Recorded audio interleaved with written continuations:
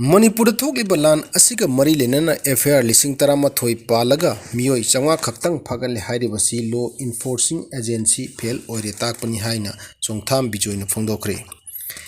Sahi ama helaklaba Manipur thokliba lan asigi matangda Bharat ki Prime Minister na wafam amatta phongdoktana sahi ama hena leiramlaba matung ngarang Lok Sabha da Manipur gi oyo wafam khara phongdokpa haibasi yamna laibak phaba amani adubu Manipur gi hauzik oriba phibam asida lan asiga mari lenana mioi chamga phare FIR lising taramatoi pale haina Prime Minister na phongdokkiba asina takpadi Manipur gi law and order ngak senbada Bharat laingangna thawai yaude haibani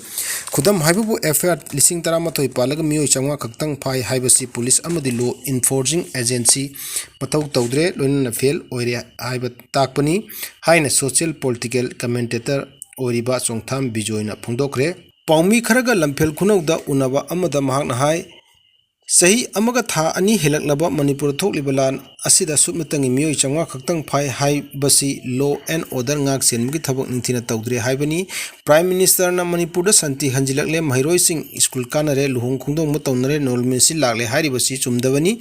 miyamna pamliba normal si aduga Prime Minister na phongdokliba asiga yamna phak lainai miyamna pamliba normal sidi economic activity free movement activity Manipur laitre hojik pikraba Manipur asida leiriba miyamna masagi mramdamda chatok chahin tawba ngamde national highway animakta free oidri laikha da lambi da chatpa ngamdabadagi aeroplane tongduna chatpa kaya yauri aeroplane tongduna chatnariba asi Manipur normal si oire haibi khudamla haina su hangladuna handak parliament oja Dr. Bimol akoijamna phongdokki wafam sing adu yamna thagan ingaini mahakna phongdokki wafam sing aduda sawningba amadi pendaba yauriba mioi sing asi vote pobagi sawningduna ngangbani haina khali hojik logic yaudabani hojik Manipur da chief minister ama leina Manipur kanana kanbigini khalakpada MP Oja Bimol na Manipur soidana kanbiragani haina miyamna khalakpani Oja Bimol opposition gi MP ni sarkar paibanate aduna Oja Bimol na handak MP oiraktuna parliament aseng wafam isang thauna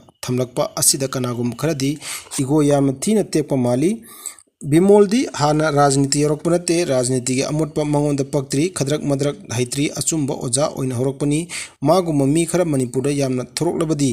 Manipur gi oina afaba oigani hojikti magni MP oirabani na wangangbagi platform ama phangle aduna achumba wafam isang thona ngangmak phanglagani kanagum kharana wanganglurabadi Manipur gi haunabi namthabi amadi phapunbagi thabak chathaduna machin menbagi thabak chathai aduna Manipur thona pana achumba wangangba mioi kaya yamna leiri haibadu khangba ngamde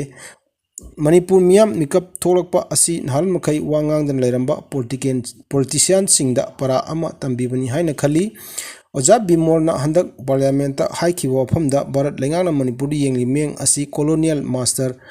amana magi colony da chatpa lisat ka manari haibasi achum wafamni masina kanagumba international gi thakta sandokhiba tarabadi Bharat na Manipur yengliba meng asi soidan nerakpa tabani khudam oina hairabada miyamna pre major status demand tangini haibu wafam phawba hojik panarakli aduna handak Oja Bimol na parliament ichang thona achum wafam kaya phongdokhiba adu thaganingai ni haina phongdokhi Imphal West mafam 15 Imphal East mafam 15 isim thumjinduna yumthong lising mga chatet isawgi awab nangduna lengakna relief camp ahum hangdokre Manipur nong tabagi changkhara hantharakpadagi Imphal gi mafam sing phawduna cheliba Imphal turel gi imai tapna hojik hantharakli adumakpu turel singi lawnambal singi phibam ka hena phatabana makha tana nong churoklabadi ising thumjinbagi chang wangna leiragani mi painari hojik phawbada Imphal West ki mafam 15 ising thumjinkre Imphal East ki oina mafam 15 ising thumjinduna leiri ising thumjilaba mafam sing adu maru oina singjamai chinga makha singjamai mayengbam lekai waikhom lekai kawap thongju Kansipur amadi Kiamging mafam singni Imphal East ki maru oiba mafam singdi Khetrigaon Wangkai Andro Parking Palace Compound Ayangpali Nongmaibung Basikong Kongba Irong Khongman Okram Chuthekna chingba mafam sing asini Imphal turen gi oina mafam 33 Turel lawnambal kaiba ising pathokpa ifut phawba mafam sing yauri Nambul turen gi oina su mafam kharada ising pathokpa yauki Imphal turen gi mafam kharada ising kaiba amadi Nambul turen gi ising patharakpadagi hojik chawrakna yumthong lising maga chatret lom ising thumjinduna awaba mayoknari State Langaki Maikadiki Impal West District Relief Camp Hum Hanguna Lady, Oinam Tingel, the Ising Kaikiba Aduna Maram Orga Yum Kaya Ising the Tumjiliba Asi, Yangaga Singamai Parking Manakta, Laiba Singamai Community Hall, the District Administration Gimakada Relief Camp Hangli, Hojik Phabagi Oina Isau Asida Senapati District Mu Ani Lake Hidabanatana Makatana Misi Mina Yaubagi Pau Laitri, Ising Shaubagi Awa Mayok Naraba Mui Kaya Kanba Amadung Poche Hundok Taboxing Hojik NDRF Amadi SDRF Central Force, State Force, Manipur Fire Service amadi local volunteers sing yauna thabak sathari isau asiga mari lenana NDRF ki mioi kunmanga Manipur da thungna khraba matung ngarang NDRF ki personnel nifu Imphal da amu ana thungna khre masigi mathakta center dagi mi kanbagi mathabakta mateng pangnaba ahanba mioi ahenba miyoising tharakani hainasu Prime Minister na thajaba pirakre adubu Indian Meteorological Department ki matung inna lagliba nimit humni phawdi Manipur gi mafam kayada nong churki ba yari hairi Singhat ki MLA Chinlun Thangi mayumda sakhangdabsin nongmai round kaya kapsilamle humpu Singhat Sida Kuki People's Alliance ki MLA Oriba Chilun Thangi mayumda ngarang ahing nongjai matung pung 38 minute yankhai mangarom ta matam sakhangdaba kulai paibsin nongmai round kaya manung kapsinuna attack satharam le hairi pauche asina phangma ki paugi matung ina sakhangdaba sina Suchanpur gi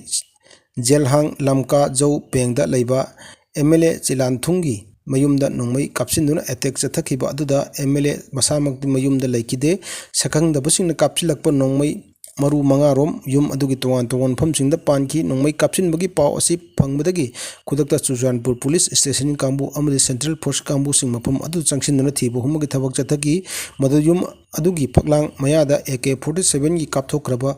nongmai tokni manga phangmangam kilona Suchanpur Police na case ama register tawduna thigatpagi thabak chathakre hojik phawba kari maramgi damak MLA Chilun Thangi mayumda nongmai kapsilam lebano haibagi chapchaba amadi nongmai kapsilak liba myoising adugi masak maming khangba ngam